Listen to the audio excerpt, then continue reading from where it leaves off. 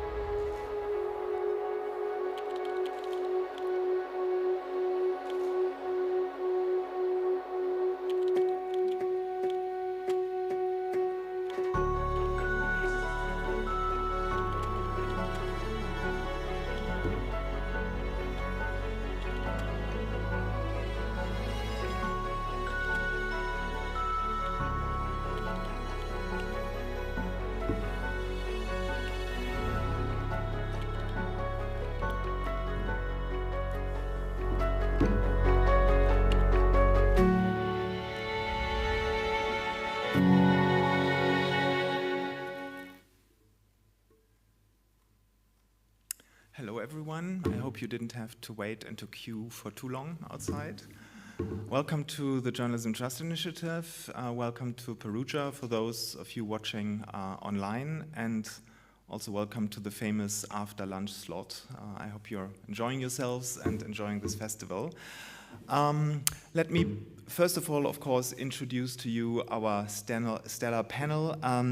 Next to me sitting is Monika Garbačiauskaitė-Budrienė, the CEO of LRT, which is Lithuania's national public TV and radio corporation.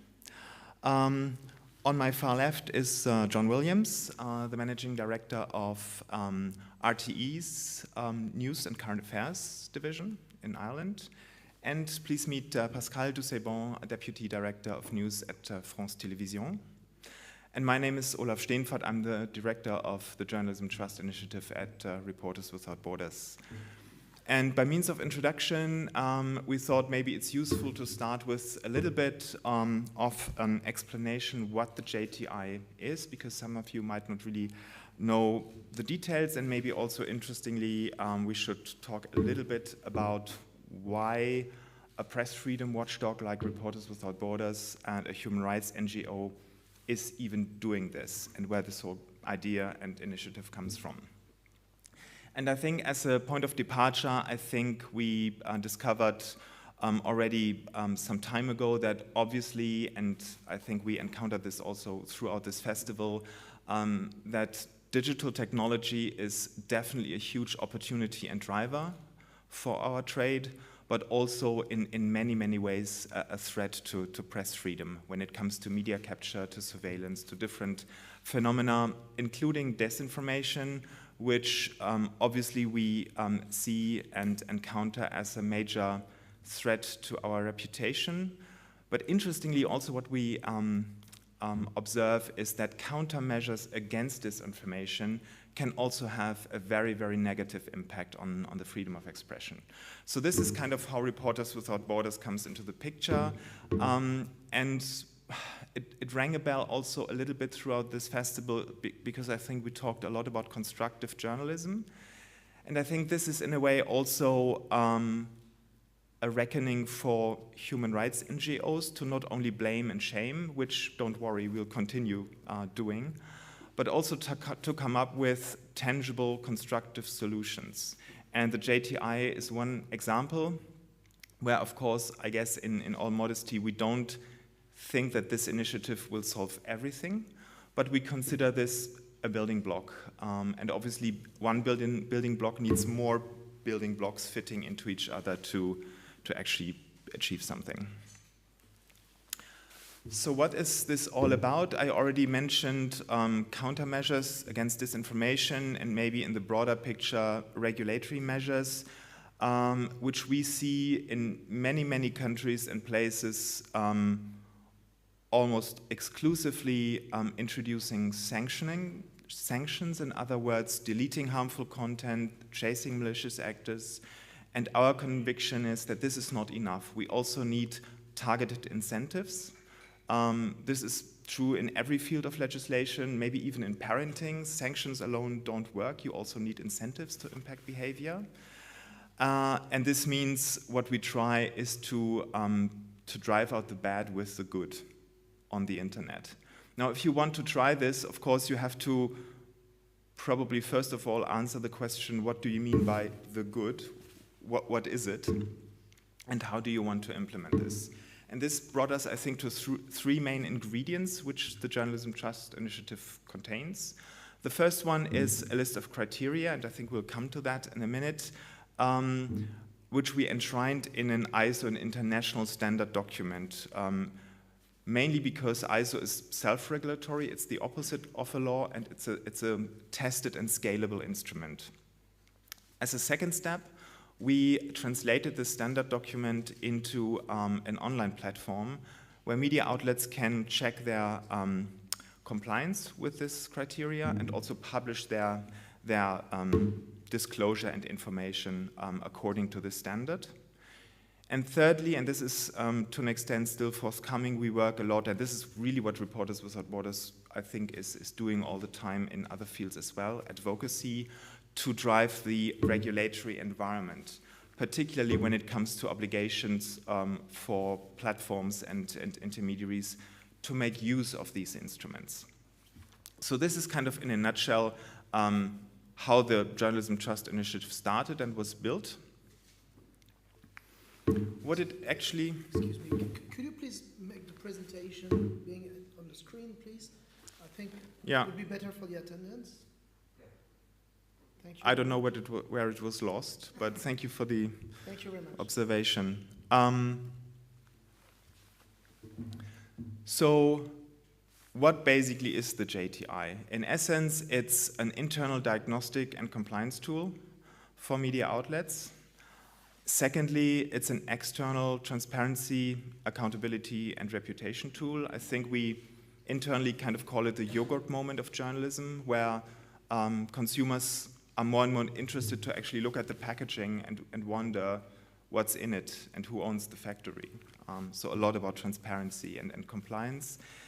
And maybe in our digital age, most importantly, the machine readability, to provide information about media outlet in a form of a trustworthiness indicator feeding into different algorithmic engines, be it search, be it social media, be it programmatic advertising.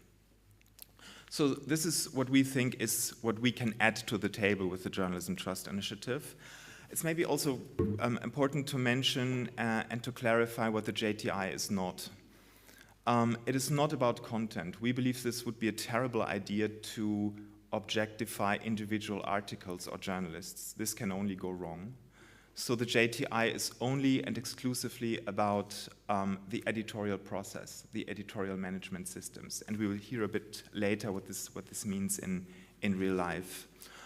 Also, what's maybe important to keep in mind that the JTI is not about quality. The term quality is something that doesn't really appear in and around the JTI because it is not ranking media outlets or content at all.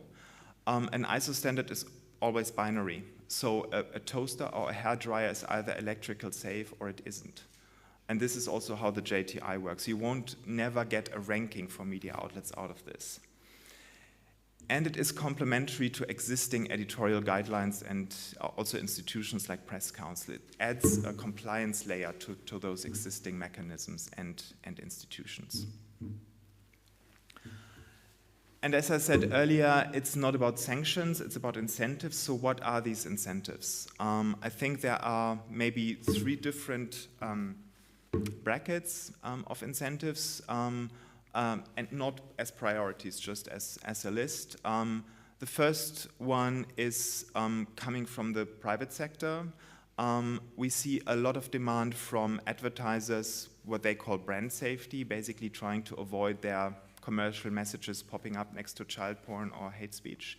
And the JTI provides a positive list to steer ad spend towards trustworthy sources.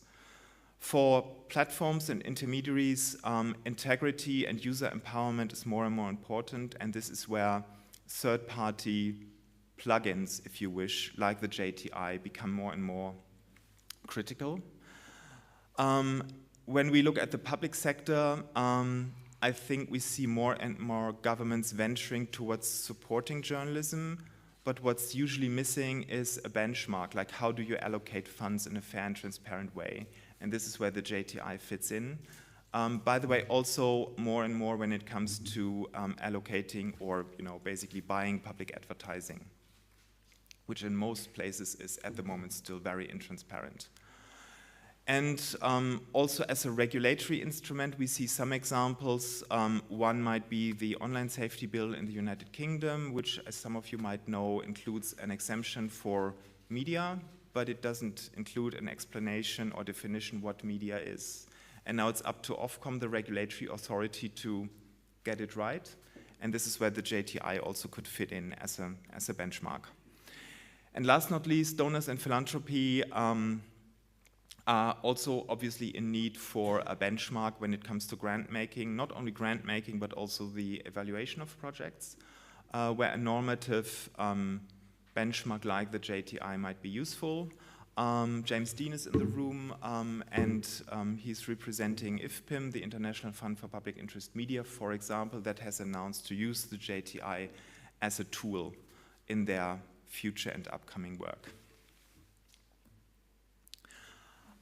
We see a lot of support also from political quarters like the European Commission, which, by the way, is also supporting us financially at the moment to build this instrument. In return, we also get this. As you might know, the Global Times is the English-speaking mouthpiece of the People's Communist Party of China. So quite strong language there. And also a little bit kind of, I would say, interesting why they single out this particular initiative and RSF for this quite harsh criticism. I would say we take this as a badge of honor. And now back to Perugia and to our distinguished panel.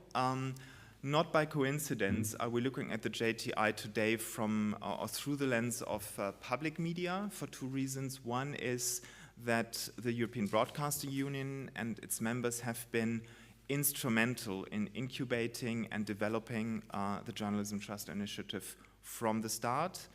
But maybe secondly, it's fair to say that transparency and accountability is a very, very integral cornerstone of the remit of public media as such. So I think it's quite natural that many, many public media organizations are leading in the implementation of the JTI, which doesn't mean that also commercial media, local community media are using it at the moment.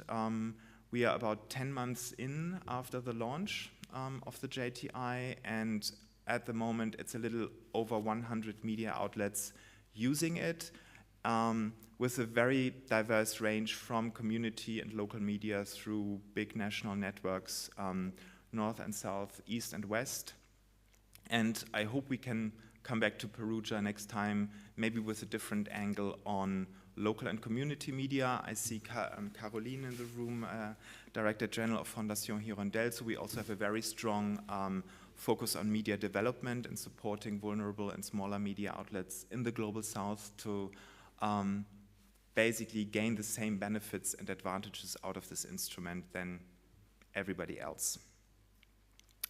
Without further ado, and after this little kind of maybe a stage setter what the JTI is and where it comes from, I would pass over to three colleagues for, and this is I think the purpose of this session, do a deep dive into experiences and cases of implementing the JTI in real life, and also talk about lessons learned maybe, and also the context, maybe how it fits into the different countries where you are working and implementing it.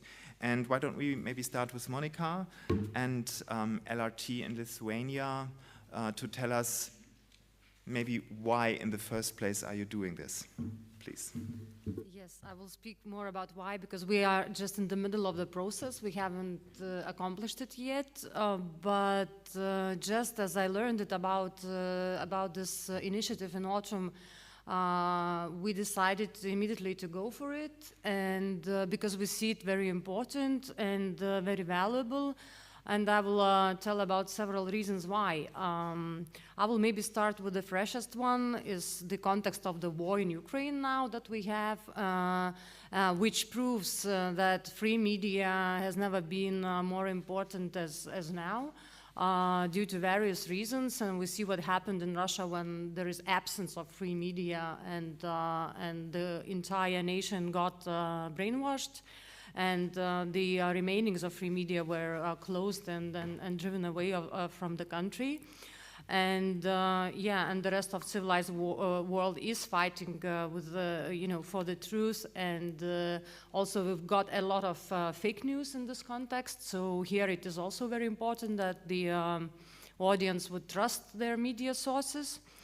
And yeah, and I think that also in several other countries we also see an attempt to press the media, press public service media, and just as Timothy Snyder says that when tyranny comes when institutions do not protect themselves. So it is very important for media as a free institution to be protected.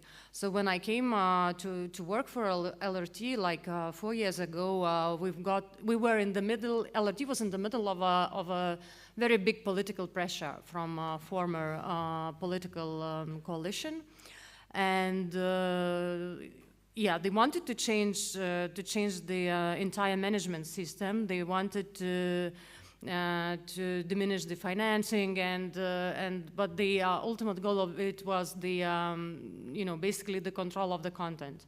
So I was started when and after having entered this office, I started to work a lot on the ethical standards. We created the code of ethics. Now we have an ombudsman, an independent ombudsman for journalist matters. So yeah, so this is one of the contexts. Another context is this COVID context, which really very much fragmented the society and trust in media, in mainstream media, as protesters and anti-vaxxers call it, and. So here it is very important for public service media to prove that it is working according to high standards. So yeah, also as I mentioned before, the information space is also very fragmented. People are using information from different sources, from social media. There are a lot of fake news, and so they have to know who to trust, and trust is a cornerstone of public service media, as it was mentioned here.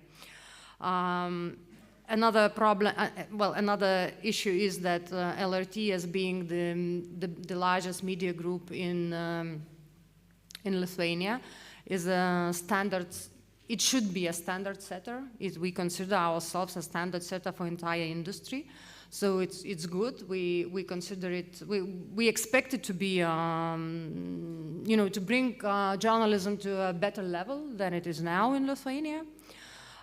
It is good for the journalists themselves because they will have more clarity, more clear standards on how to work, more clear procedures. I think it's going to be good for LRT as an employer because proving yourself to having international standard. It means that you are truly independent in your editorial standards, and that you provide safety for the journalists, so you become preferable employer. So there are many reasons why we decided to go for it, and it's not easy, but I hope we're going to make it throughout this year. Thank you very much. How is it perceived internally? By staff, maybe by unions and the kind of journalistic community?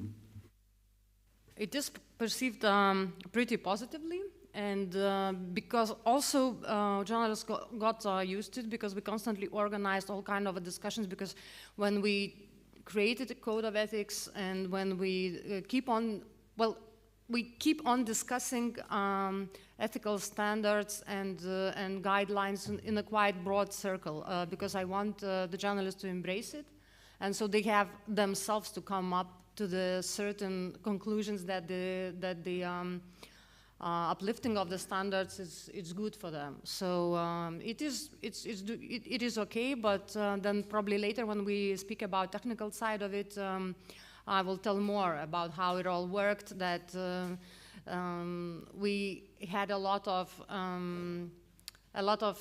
practices that are not put in a protocol. That it exists, but it needs to be put in protocol. Yeah, well, journalists are busy people and very creative people, and you know, creating protocols is not their favorite part of the job. And yeah, so actually, you have to take when implementing it.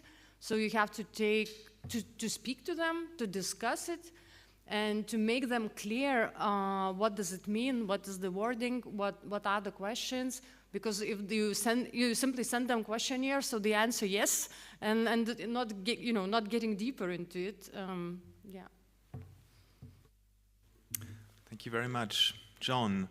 I found it quite brave because a little less than a year ago, when you started the process, the first thing you did, you announced it really quite heavily on all channels, which I guess created a lot of expectations internally, externally, last not least with us.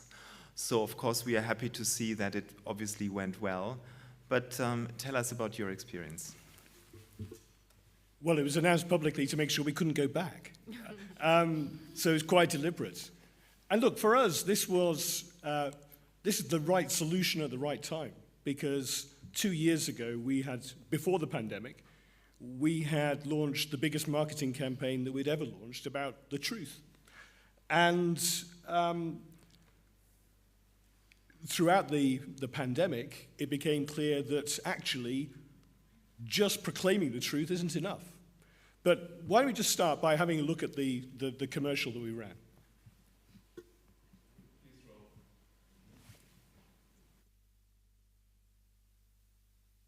Not everything on your feed can be trusted. You need to move past the rage, deception, and fear, and find the truth about the story. RTE News. The truth matters. So, you know, and this campaign was conceived before the pandemic, and actually Da Mediaport arrivano i mega sconti. It was due to roll out at Easter, just weeks after the pandemic began, and actually we paused it because it seemed as though it was slightly jumping on a bandwagon. But as you say, you know, it became clear through the pandemic that while fact-based journalism was absolutely the antidote to the infodemic that came with the pandemic, as Monica has talked about, the anti-vaxxers and those who want to discredit fact-based journalism, the truth is they have also gained ground in this period, and where they may have been a small minority at one point, they're still a minority, but they're also quite a sizable number of people. And you know, whether it's in our friends at NOS in Holland, whether it's RTE in Dublin, you know, we found ourselves the targets of attacks for telling the truth. And so it became clear that, you know, we had to do more than simply shout about the truth. We had to be able to evidence that people had reason to trust us. And you know, that's where, for me, the JTI came in. So you published your transparency report, you got externally certified. What was the perception, well, not only inside, but outside of RTE? Well, look, you know, it's the privilege of my life to serve on the board of RSF's sister organization, the Committee to Protect Journalists. And one of my colleagues on the CPJ board is a guy called Steve Adler, who this time last year stood down as the editor-in-chief of Reuters.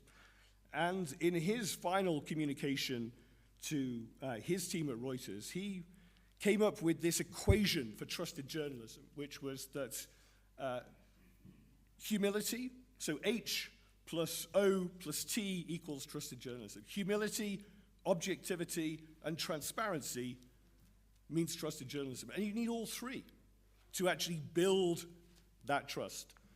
And of course, the truth is we're not very good as a profession at doing humility. Journalists, I suspect from the outside, arrogance is rather more the description that would attach to some of us. And I think it's fair to say that there are people who thought, well, if there's no problem, why do we need to do anything? Well, the answer is there is a problem, because whether we like it or not, there is a credibility gap. In the Reuters digital news report last year, it was terrific that 9 organizations in Ireland achieved more than 70% trust. And I'm delighted that RT News was at the top of that. But that also means we need to fight hard to maintain that and to give people reasons to continue to believe and to continue to trust. It's not enough just to sit back and relax and look back at the past. This is a fight for the future. And for me, this is what the JTI is all about. It is about making sure that going forward, the rich heritage that we've got in terms of where we've come from, we can carry it forward. I liken it to as being the keepers of the flame. And we are the keepers of the flame of truth and trust. And we need to make sure that that flame doesn't go out. And that, for me, in part, is what the JTI is also about. Over dinner last night, we talked a little bit also about the specific political environment in Ireland, which of course has a lot to do with funding, both on the public side, but I think also you run commercial operations as well. What impact do you expect, for the better or worse, hopefully the better, and how does the JTI fit into this context? I don't think necessarily there's a direct connection, but it is important that we are seen to be accountable. And every day we hold other organizations to account. And it's absolutely right that we are also held to account by others. And we cannot ask for public funding if we're not prepared to confront criticism in terms of that people have of us. Some of it will be justified, some of it will not. But we have to be big enough. I was saying to Monica before, we have to be big enough to accept that. And for me, I firmly believe that one of the roles in terms of one of the functions of receiving public funding is, as Monica said, we need to lead, and we need to be wrapping our arms around the whole industry. And by building that sense of trust, I hope we can lift all boats in terms of journalism in Ireland, because the truth is there are people out there who would like to do us all down. And actually, for me, this is about trying to collectively say that fact-based journalism really matters, and this is the reason why you can trust it. Thank you so much. Pascal, France Télévisions got certified according to JTI as the first media outlet in France. It felt like a split second before the presidential election now kicks in. Tell us about your experience and why you started this in the first place. We share the market, actually. Well, of course, we wanted to improve trust, but I don't want to be too long, so it's the same as for my colleagues. It's a vital issue for us. Even the level of trust for France Télévisions is quite good, but it has to be improved and it has to be maintained, at least. But the main reason we jump into JTI was because it was the first occasion for us to reverse an old habit, maybe typically French, I don't know.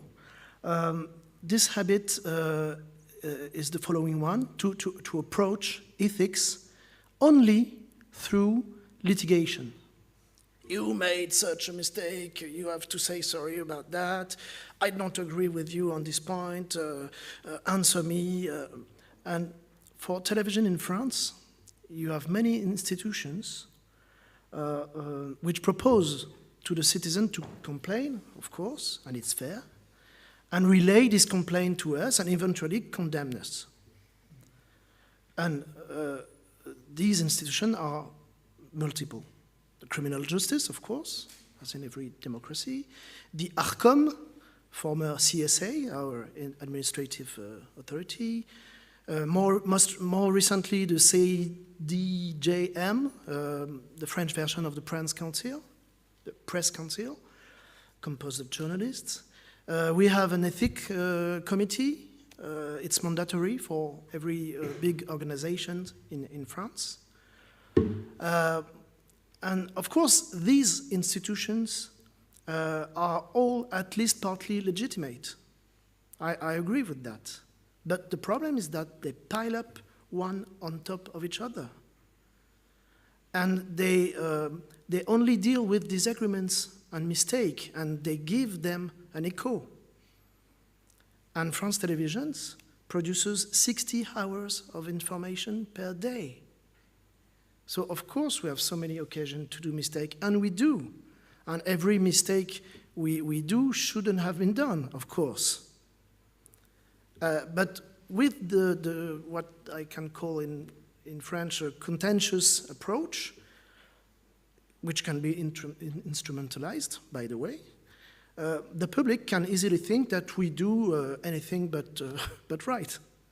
And with JTI, we have the occasion to reverse the angle, to reverse the process. JTI tells us, tell us what you do in this and that ethical process, ethical field, prove it to us, and then you will see what score you get, if you should get the agreement or not. And we are okay with that.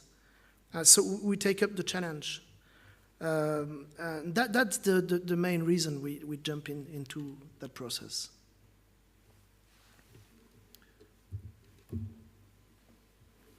And maybe we can just have a look. So there is a communication on the About page of France Télé's homepage. And also here you can see what the JTI certificate, so the public-facing result of this exercise looks like. Yeah, you can find this link on our institutional website called France TV et vous. It's very similar to what RTE did, actually.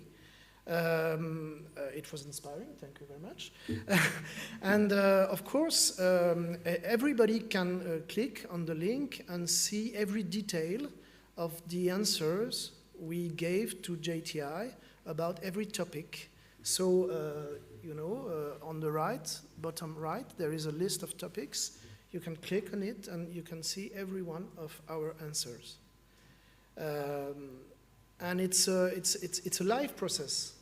Of course, I think we are going to reapply in the future, and we are also able to propose some changes in JTI. We are ready to do that. Actually, we have some ideas. So it's very interesting. If I may, I think that's a really important point, that this is a living process. It's not, one moment and you get a tick and that's it. It's an iterative process. And going through the process, you learn as well. And, if we want to get it again in 24 months' time or whenever we reapply, then the world will have changed and it will require us to continually move forward. So it ought to be a process of continuous improvement. So particularly the two of you, John and Pascal, went all the way, including external certification. What was that like when an external auditor, in this case I think it was Deloitte, so one of the big 4 audit firms, basically checks everything? And I think in the corporate culture, probably particularly larger corporations, you know this, I mean ISO standards and implementation certification for, I don't know, broadcast signals, door handles, waste management, so any other process in the company except for journalism. And now this kind of came on top. What was it like? Challenging. There are, let's be honest, there are plenty of different causes within an organization that would quite like to keep everything private. And committing to correct any serious mistakes publicly, that will be embarrassing for some individuals, and there's a tendency to say, well, actually, let's just we'll sort it out locally, but let's not advertise it. The truth is that, you know, it's a bit like being pregnant. You can't be half pregnant. You're either all in or you're all out.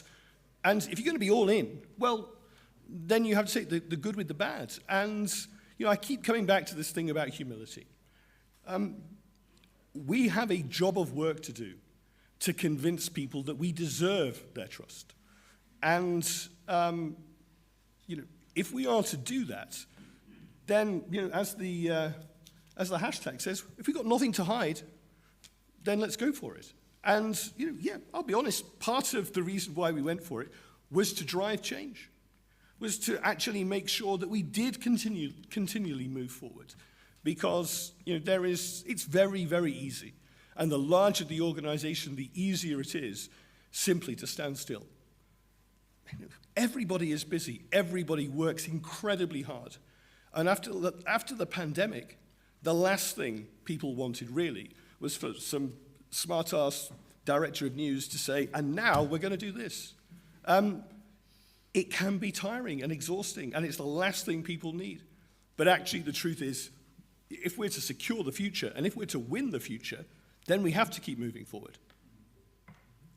I'll just have one small comment that it is not only important to comply to these standards, but also live up to these standards. And you know, the audience and you know, politicians, they don't care. They wouldn't care that you have this ICO standard if it's not working. You know, you can tell a hell of a lot, you know, for your audience on how you are certified. But if they feel that you are not doing your job professionally, so it's not going to work. For the reasons John just described, the same reasons, I was very much on my own for a very long time during the process. And I had difficulties to convince my colleagues, my bosses, to accept this outside view. This question, inside the question about Deloitte audit, is really a tough question for us. Because everybody was afraid of showing our process and eventually our lack of process. And of course they, as usual, masked their fear with a kind of arrogance. We don't need these people, they are going to criticize us like all the other compliance officers I told about a few minutes ago. They have nothing to teach us, we are French, we are Napoleon, we don't have, we know everything, you know, you can imagine. Journalists and French, both two reasons not to be really humble, actually. But more seriously,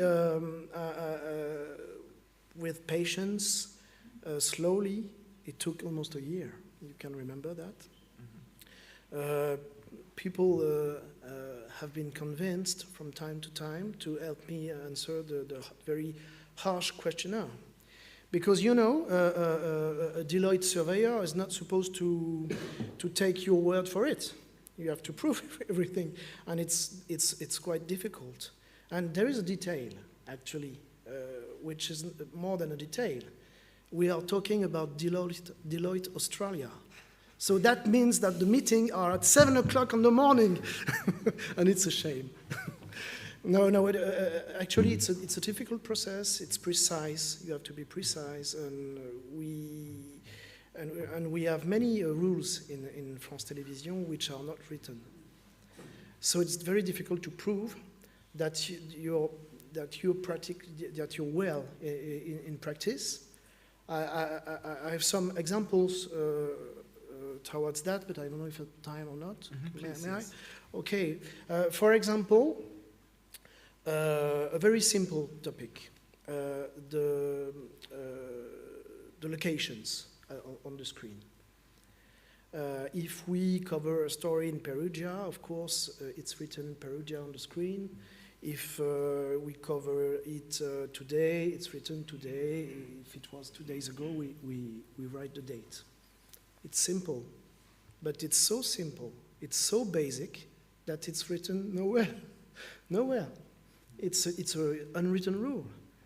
So the Deloitte surveyor said, okay, Pascal, maybe you are very, very conscious of the topic, but can you prove it? So we had to write a guide for the first time in almost 50 years of existence. And that's what is very, very good in this process. It's passionate to do that, because you have to write a law that does exist, which is good, with no doubt on it, but you have to chart it. For us, there was one similar example, which is about safety. One of the criteria is, do we explicitly talk about the measures that we take to protect our journalists?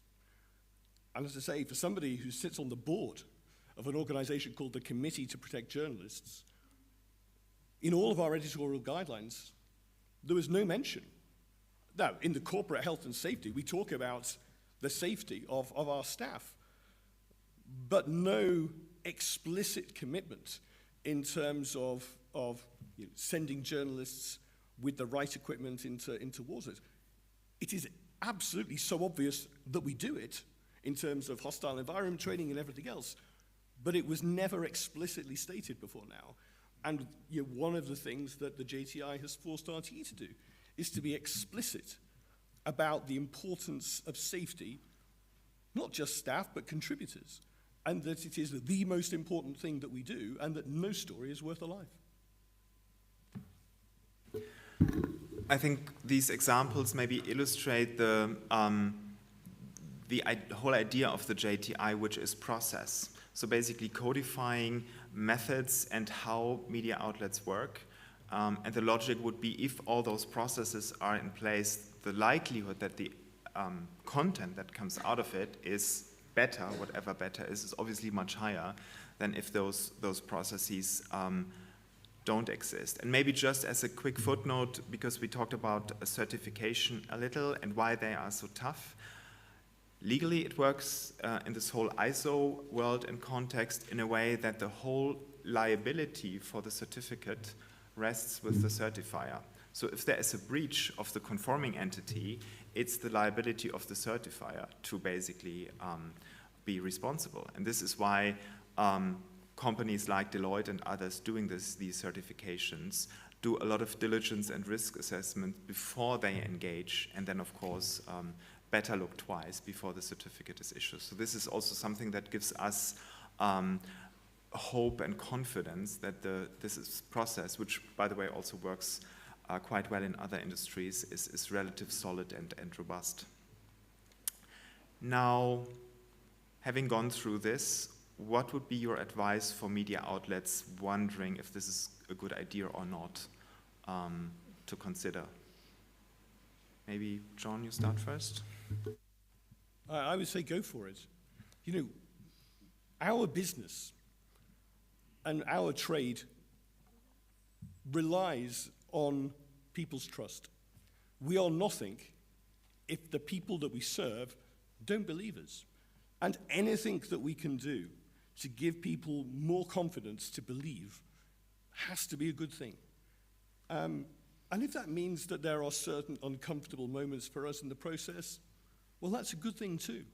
Because I keep coming back to Steve Adler's equation about objectivity, transparency, and humility, and the importance of trusted journalism. And with an eye to the future, there is now a challenge that we can put down to organizations like the European Union. Now that there is a standard for trusted journalism, there is no excuse for the EU or other organizations to allow platforms or search engines to promote fake news. They have a way of ensuring that the audience can find trusted journalism. And for me, the greatest contribution of the JTI is in terms of making it easier for the audience to find news that they can trust, because it is incumbent on legislators in every jurisdiction to actually help keep their people safe. It is the first responsibility of any authority, is to keep its people safe. And online safety is exactly the same.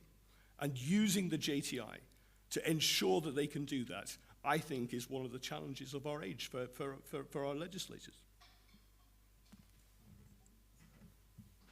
What advice would you give? Well, actually, in front of colleagues, I think I should say exactly the same as I just said. Exactly the same. It's a vital issue. The only asset we have is not our budget. Of course it is, but it's not only our budget. The main asset is trust, as John said. It's the main asset. So it's a vital issue.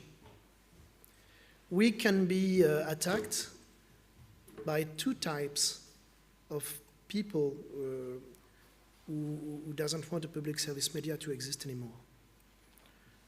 First, authoritarian populist politics. I can't say any name because of the electoral law, because it's Saturday and we vote tomorrow actually in France. So I won't say any name, but you know what I mean. And the other type of threat is the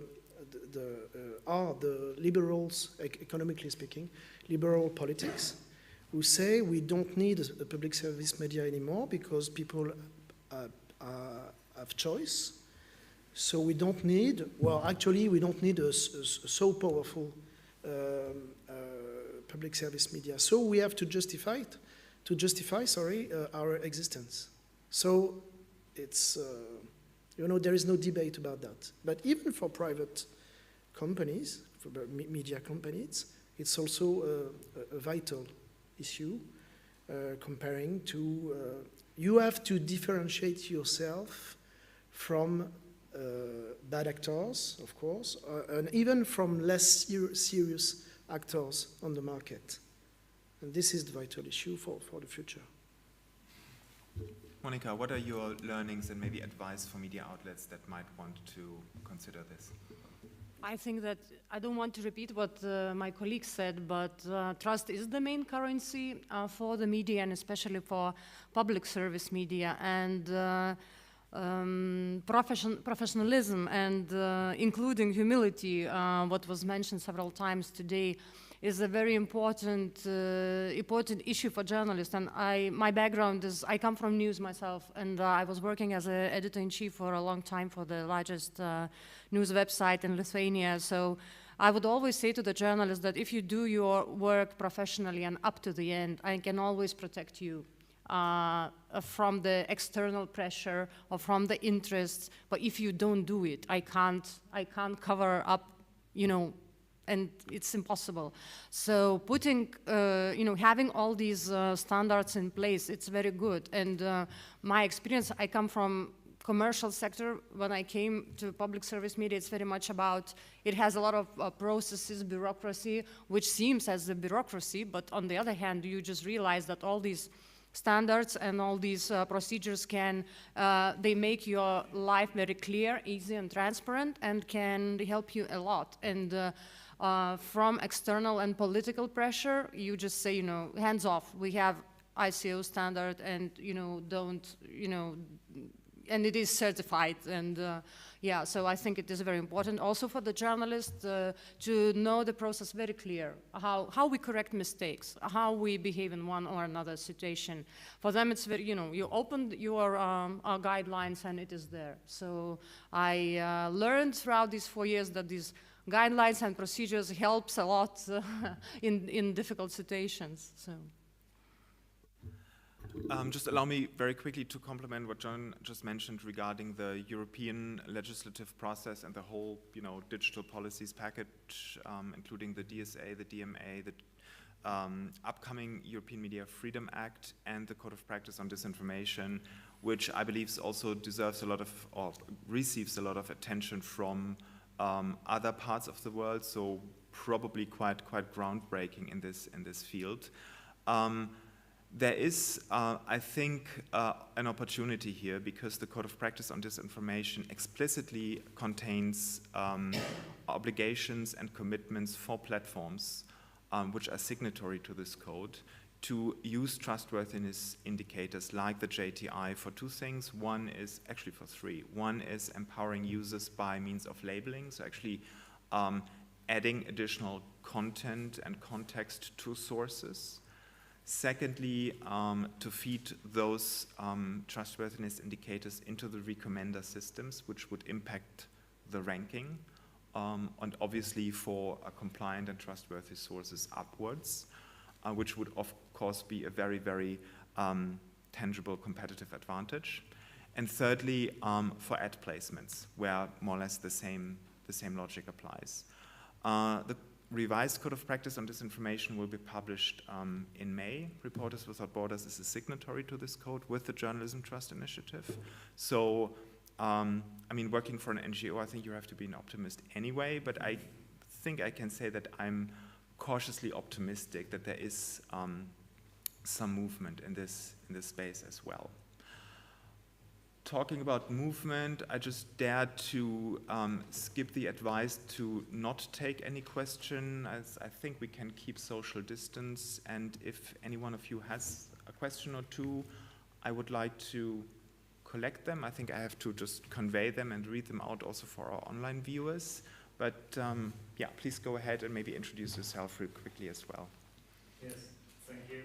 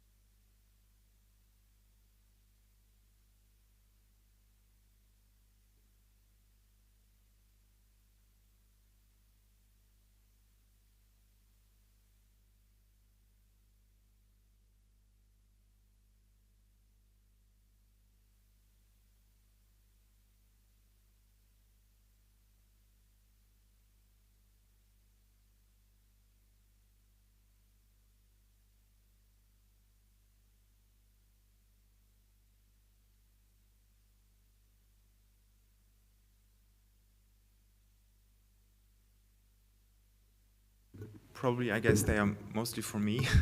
So the first question was about the spectrum and variety of let's say, early adopters and users of the JTI. I mean, in the room is Thomas Rebbe, who is the editor-in-chief from gmx-web.de in Germany, which is one of the largest websites, even larger than Facebook in Germany, so very, very large traffic and reach that also got JTI certified very recently. Congratulations, by the way. So that's a wholly commercial operation.